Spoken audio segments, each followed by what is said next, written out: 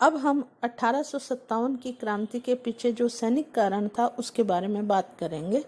अंग्रेजों ने भारतीय सेना की सहायता से ही भारत में अपनी सर्वोच्चता स्थापित की थी। इसलिए कंपनी ने बड़ी संख्या में भारतीय सैनिकों को अपनी सेवा में रख लिया था।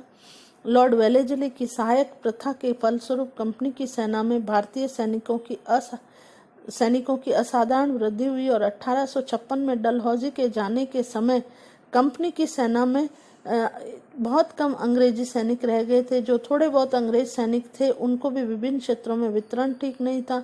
अनेक क्षेत्र में ऐसे थे जहां केवल देसी सैनिक और अंग्रेज सैनिक ही थे, तो उनकी संख्या नगण्य सी थी। अधिकांश अंग्रेज सैनिक अधिकारियों को सीमांत प्रदेशों और नए राज्यों में जो हाल ही में ब्रिटिश साम्राज्य में मिलाए गए प्रशासनिक एवं सैनिक पदों पर भेज दिए गए। कंपनी की इस दुर्बलता से भारतीय सैनिक परिचित थे। सेना में वेतन में पदोन्नति और भत्ते के संबंध में भारतीय सैनिकों के साथ भेदभावपूर्ण नीति अपनाई गई। ब्रिटिश सैनिक नियम और भारतीय परंपरा और नियमों के विरुद्ध थी और सैनिक नियम धर्म के पूर्ण परिपालन और रस्मों की बाधा बनते थे और इस तरह से ईस्ट इंडिया कंपनी की भारतीय सैनिकों के लिए पदोन्नति के अवसर भी बराबर नहीं थे।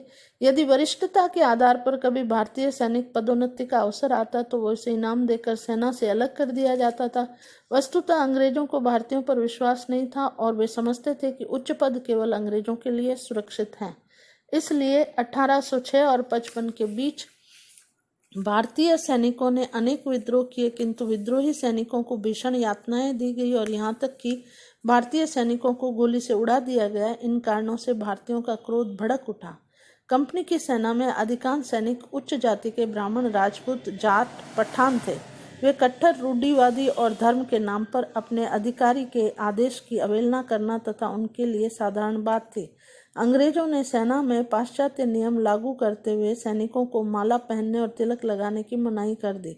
मुसलमान सैनिक दाढ़ी नहीं रख सकते थे। ये नियम भारतीय धर्म और परंपरा के विरुद्ध थे।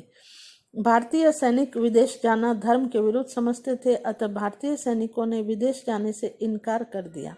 इस पर लॉर्ड कैनिंग ने सामान्य सेना भर्ती नियम पारित किया, जिसके अनुसार भविष्य में भावी सैनिकों को सेना के लिए कहीं भी भेजा जा सकता था तथा उन्हें यह बात लिखित रूप में देनी पड़ती थी। एक बार अन्य घोषणा में कहा गया कि विदेशों में सेवा के लिए अयोग्य समझे गए सैनिकों को अवकाश प्राप्त करने पर पेंशन नहीं मिलेगी।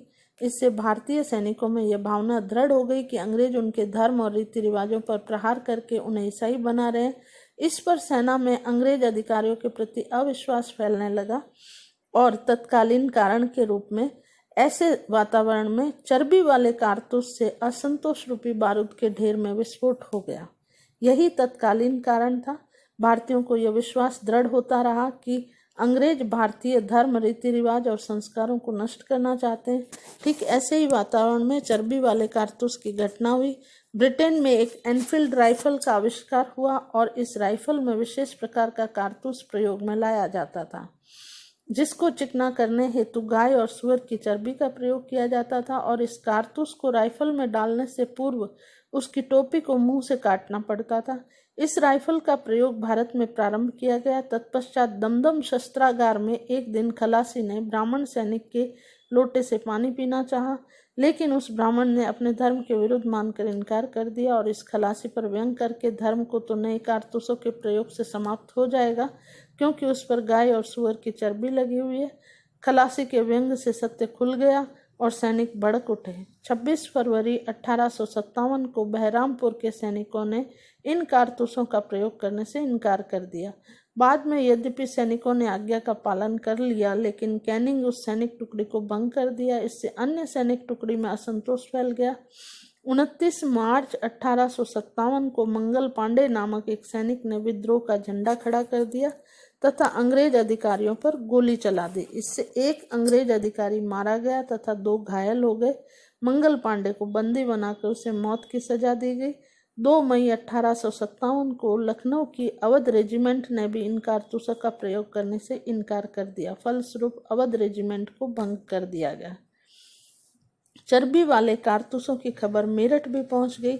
वहां का अंग्रेज सैनिक अधिकारी कारमाइकेल स्मिथ अत्यंत ही अहमी था और 24 अप्रैल 1857 को वहां घुड़सवारों की एक सैनिक टुकड़ी ने जब इन कारतूसों का प्रयोग करने से इनकार कर दिया तो इनकार करने वालों को 5 वर्ष के कारावास की सजा सुना दी और धीरे धीरे मेरठ की एक पैदल सैनिक टुकड़ी ने भी विद्रोह कर दिया और धीरे धीरे यह विद्रोही सैनिक दिल्ली की ओर चल पड़े। इस तरह विप्लव का प्रसार हुआ। अब हम 1857 की क्रांति या विप्लव का प्रचार कहाँ कहाँ पर हुआ, विप्लव की क्या क्या घटनाएं हुई, उसके बारे में बात करेंगे। तो हमने यहाँ तक बात करी कि बंदी सैनिकों की बेड़ियाँ काटकर उन्हें अस्त्र शस्त्र प्रदान किए और जहाँ कहीं अंग्रेज मिले उन्हें मौत के घाट उतार दिया। तत्पश्चात विद्रोही सैनिक दिल्ली की ओर चल पड़े। आगे हम बात करते हैं 11 मई 1857 को मेरठ के विद्रोही सैनिक दिल्ली पहुंच गए। यहाँ पर उन्होंने अनेक अंग्रेज अधिकारियों को मार डाला तथा दिल्ली पर अधिकार कर लिया। भारतीय विद्रोहियों ने मुगल सम्राट बहादुर शाह से इस क्रांति का नेतृत्व करने का अनुरोध किया। पहले तो बहादुर शाह ने नेतृत्व स्वीकार करने में संकोच दिखाया, किंतु भारतीय विद्रोहियों का अत्यधिक दबाव देखकर क्रांति का नेतृत्व करना स्वीकार कर लिया। इसके पश्चात दिल्ली की इन घटनाओं का समाचार अन्य नगरों में भी पहुंच गया और कुछ ही दिनों में उत्तरी भारत के अधिकांश भागों में ये क्रांति फैल गई। नाना साहब ने कानपुर पर अपना अधिकार स्थापित करके अपने आप को पेशवा घोषित कर दिया। बुंदेलखंड में झांसी की रानी लक्ष्मीबाई ने तथा मध्य भारत में तात्या टोपे नामक मराठा ब्राह्मण ने क्रांतिकारियों का नेतृत्व ग्रहण कर लिया। बिहार में जगदीशपुर के जमींदार कुंवर सिंह ने विद्रोहियों का नेतृत्व किया। इसी प्रकार उत्तर भारत में कानपुर, आगरा, अलीगढ़, बरेली, मथुरा आदि विद्रोह के प्रमुख केंद्र बन गए। अवध राज्य के सभी क्षेत्र इस विद्रोह में सम्मिलित हो गए। राजस्थान में 28 मई 1857 को नसीराबाद की सैनिक छावनी में तथा 3 जून 1857 को नीमच के सैनिकों ने विद्रोह कर छावनी में आग लगा दी। राजस्थान में कोटा और आउवा विद्रोह के प्रमुख केंद्र बने और आउवा के ठाकुर खुशहाल सिंह ने उनके सेवा में ले लिया। जोधपुर के महाराजा तखत सिंह ने उनके विरुद्ध एक सेना भेजी। अंत में जनवरी 1858 में कर्नल होम्स ने 8वां में विद्रोह का दमन किया। मेवाड़ में यद्यपि कोई प्रत्यक्ष विद्रोह नहीं हुआ, किंतु मेवाड़ में कुछ जागीरदारों ने विद्रोहियों को रसद आदि देकर अप्रत्यक्ष रूप से सहायता की। पंजाब, बंगाल, दक्षिण भारत के अधिकांश भागों में कोई विद्रोह नहीं हुआ।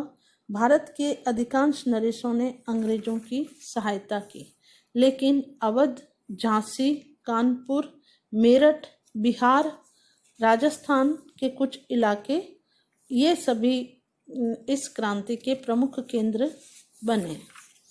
इसके पश्चात अंग्रेजों ने इस विप्लव का दमन करने का प्रयास किया।